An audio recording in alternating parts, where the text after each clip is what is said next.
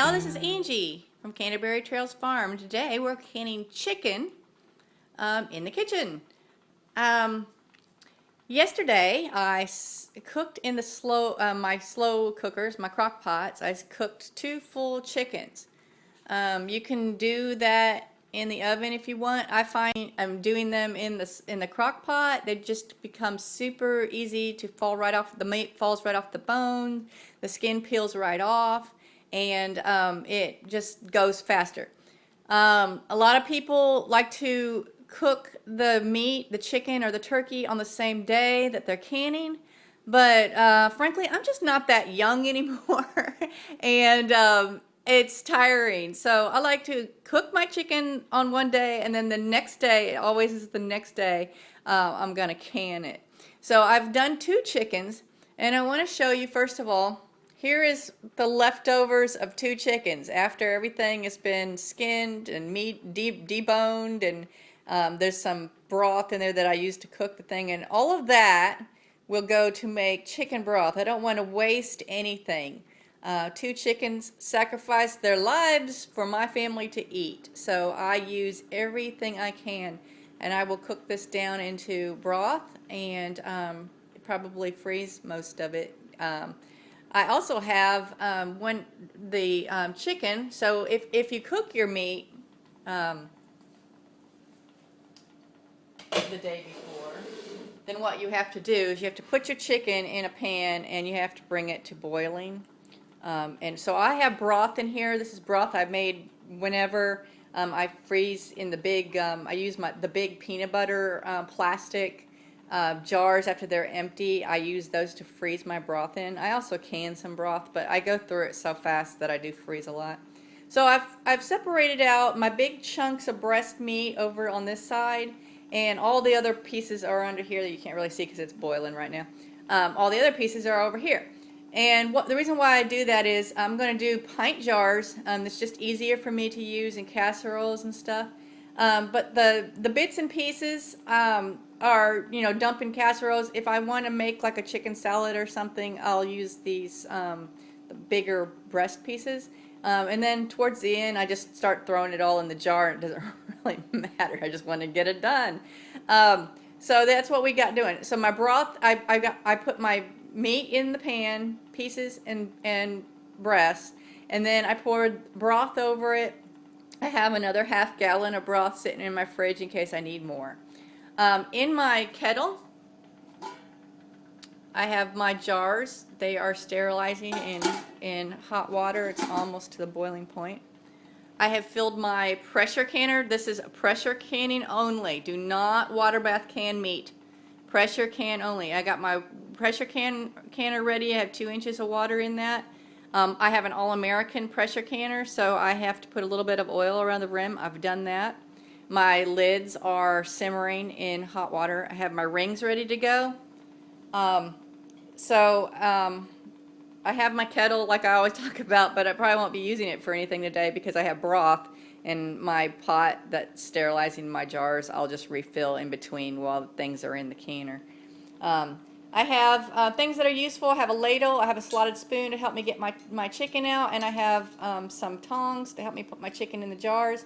I have my canning funnel, which will be more useful for pouring broth because I'm going to be poking the chicken down into the jars. I have a jar lifter, and I have my magnetic lid lifter so I don't burn my fingers.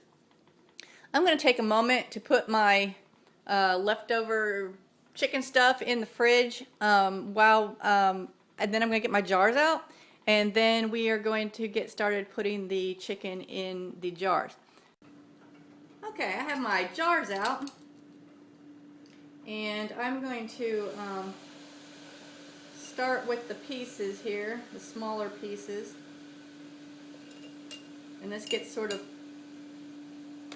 messy. You can use your funnel if you want, but I just find that I can poke things down easier in the jars if I'm using tongs. You really want to pack it down in there. It's That's why I usually do 2 chickens, or like a whole turkey. I like to get as much meat as possible. Okay, so you're going to pack it down into your jar. Pack it in there as much as you can. You're going to leave an inch of headspace. And then you're going to pour your broth over it.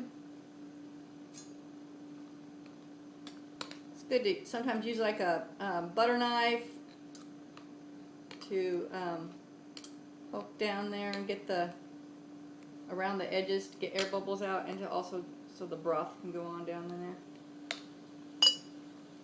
So I have the broth. I'm going to do these one at a time and put them in my canner just to keep them hot here. And I'm going to wipe the rims off of my jar. You can see I got this one was sort of messy here.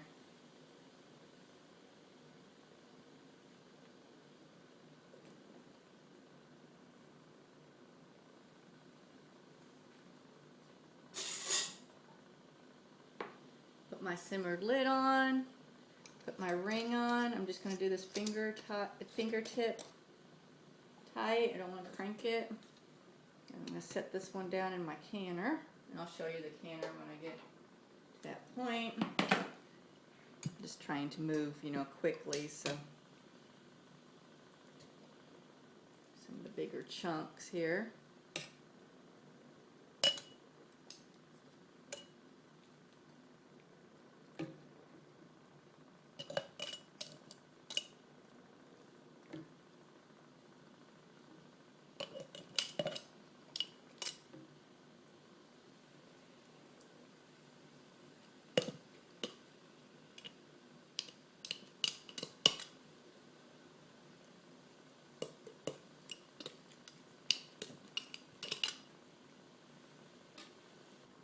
Boiling broth over it. You can use water if you don't have broth, or you could make, also while you're cooking your chicken, you can add water to the pan to make a broth, a simple broth without any. If you want, you can add a half teaspoon to a teaspoon of salt to each jar, to each pint jar. I think I'd keep the measurements the same if I was doing quarts too. Using my clean towel to wipe off my rim, and in some cases around the tread, since I've done some damage there. Giving my 1 inch of headspace.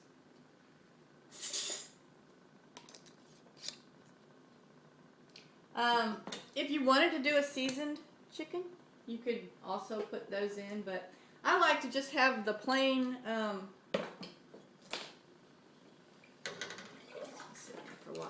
just like to have the plain chicken, so I can just do whatever I want with it. For my family of 6, in a casserole, I will typically use 1 to 2 pints of meat. I think that's my casseroles usually have enough for everyone to have 1 good serving, and then there's usually enough for everyone to have a second serving if they want. So I'm not by any means making skimpy casseroles or anything.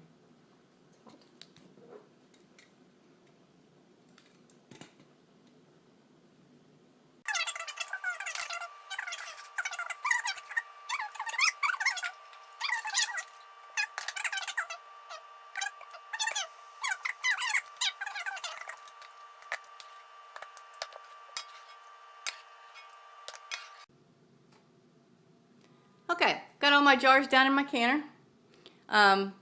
There is a spot for 1 more, but I have so much broth that I think I'm just gonna save whatever I have left over and use for dinner.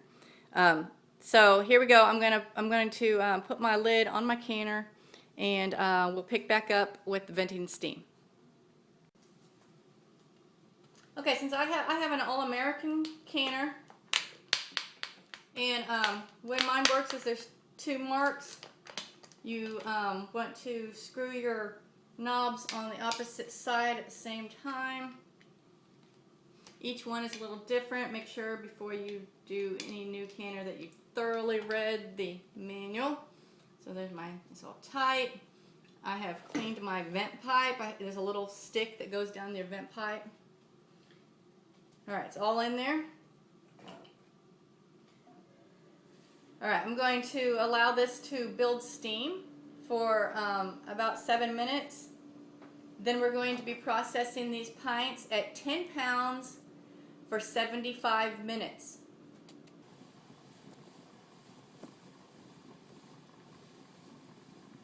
This is normal. I don't know if I can catch the steam on the valve or not, but for 7 minutes I'm going to release steam, and then we're going to put our timer on and our weight on, and we're going to start adjusting to keep it at 10 pounds. Okay, you can see my gauge is getting closer and my timer is almost set to go off. As soon as it goes off, I'm going to be putting my 10-pound weight on for 75 minutes for my pints. If you decided to do quarts, it's going to be 90 minutes for boneless meat. Boneless chicken or turkey will be 90 minutes. I'm doing the pints, so I will be doing 75 minutes at 10 pounds. Alright, my timer's gone off. I'm going to put my weight on. 10 pounds. Now your canner might be different. I'm just going to let it build pressure there. When it gets to this red dot, that's when I'll start adjusting my burner. I pretty much know on mine where I need to keep it set. Sometimes it's a back and forth little dance that we got to do here. Every stove is different. You don't want to start your timer until you've reached your pressure. Usually you'll get a jiggle, and I'll let you hear the jiggle in just a minute here. We'll see what a jiggle is. And you want to aim for 1 to 4 jiggles per minute. So this is where I said the back and forth dance will come until you get those jiggles, you know, that you need, and then you'll know that you can leave your burner where you have it adjusted. So I'm almost at my dot here.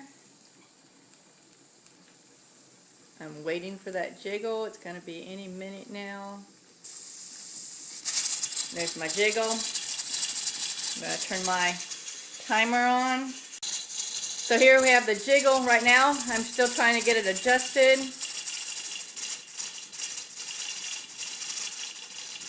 There we go. My jiggles are dying down.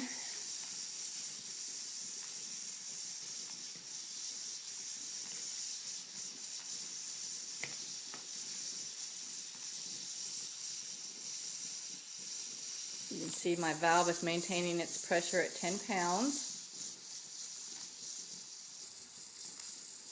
I've started my minute, so I'm waiting for a jiggle. I need 1 to 4 jiggles per minute.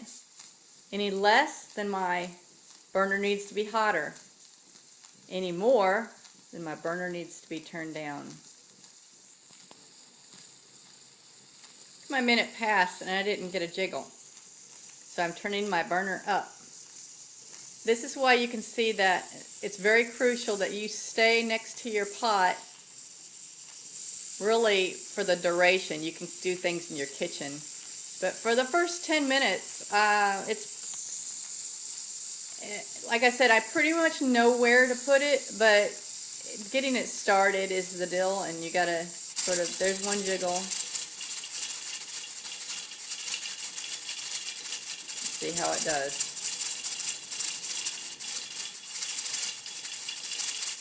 Okay, that's jiggling too much. So I'm going to turn my burner down. There we go. Now let's see how we go. Okay, so now we have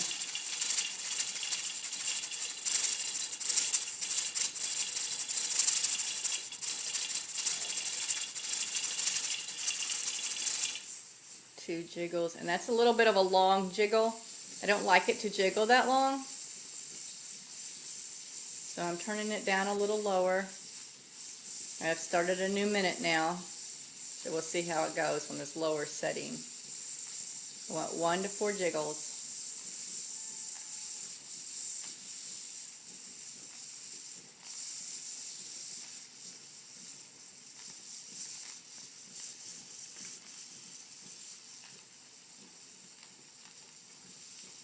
Problem with doing it on an electric stove, it isn't a steady heat because your burner is sort of like, you know, comes on, it goes off, comes on, it goes on, so it regulates itself. So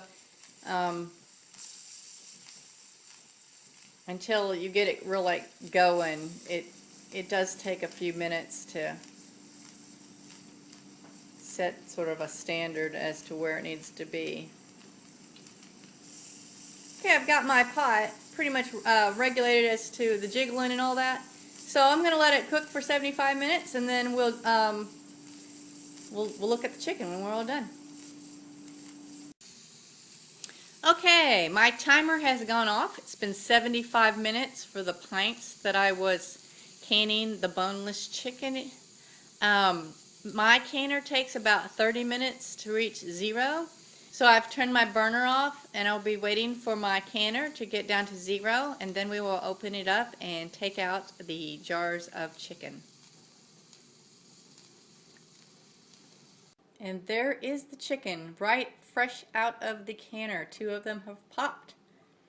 So for 2 about 5 to 6 pound chickens, I ended up with 5 pint jars of meat and 1 jar of broth. I could have got another jar of broth, but I saved it to use for dinner tonight, so I didn't can it. There's 3 popping. I love to hear those pops. So here we go. You can see how it's still boiling. Sometimes it will keep boiling for up to 3 or 4 hours. So you want to put them someplace. They're not going to be touched or jostled. You put them there, you leave them there. There's another one. Need 2 more and I'm done with my popping. You want to leave them there overnight. In the morning, I will take the rings off, and I will carefully wash them with just room temperature water, dry them off very well, and I'll put them on my shelf. I usually write the year on the top, just so I know how old they are. And that's all there is to it. So I hope you enjoyed this segment on pressure canning chicken, and I hope it was educational, and I hope it helps you preserve and stock your shelves. Thank you for joining Angie at Canterbury Trails Farm, and if you like this video, please subscribe and share it with your friends. Thank you.